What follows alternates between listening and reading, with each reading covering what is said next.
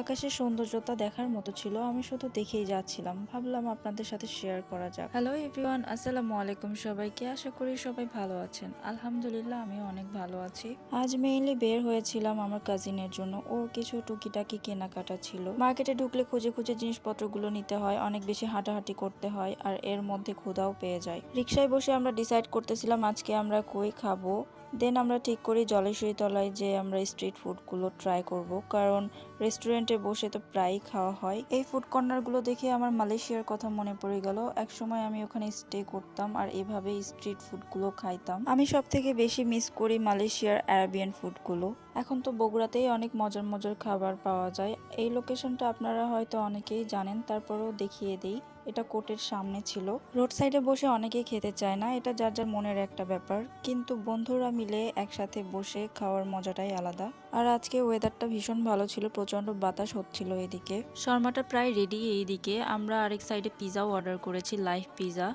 তো এখান থেকে শর্মাটা নিয়ে আমরা যেখানে পিজা অর্ডার করেছিলাম ওখানেই বসে খাবো। এই তো শর্মাটা দেখতেই পারতেছেন কতটা লোভনীয় ছিল। ট্রাস্ট মি গাইস, এই শর্মাটা খুবই খুবই মজার ছিল। এত এত খাবারের ভিডিও দেখে কেউ আবার আমার ফুড ব্লগার মনে করবেন না। যাই হোক, আমরা এখানে যে পিজাটা অর্ডার করেছিলাম তার প্রসেসিং চলতেছিল, তো ভাবলাম টুক করে একটু ভিডিও করে নিই। তো এক এক করে সব ইনগ্রিডিয়েন্টস গুলো দিয়ে দিচ্ছিল এখানে। আমিও খুব মনোযোগ সহকারে দেখতেছিলাম, বাসায় একবার তো ট্রাই করতেই হবে। এই ছোট ছোট পিজা গুলো খেতে কিন্তু খুবই মজার হয়। আর এই পিজাটা সম্ভবত 9 ইঞ্চির ছিল। পিজা বানানো দেখতেছিলাম আর ভাবতেছিলাম মানুষ কত কিছুই না করে, কত সুন্দর বিজনেস করতেছে তারা।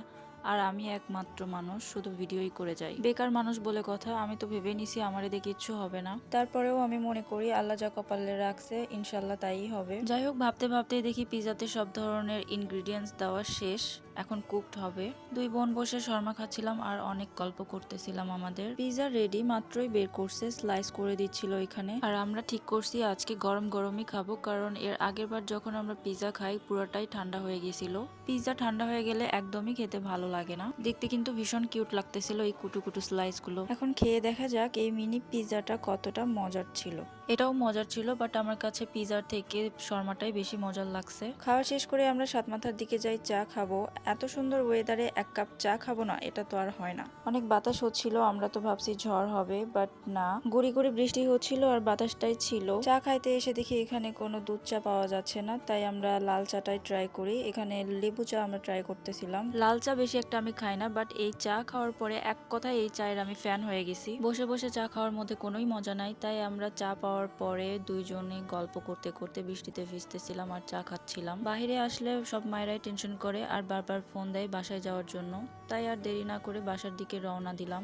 তো নেক্সট কোনো ভিডিওতে আপনাদের সাথে দেখা হবে। সবাই ভালো থাকবেন, সুস্থ থাকবেন। আল্লাহ হাফেজ।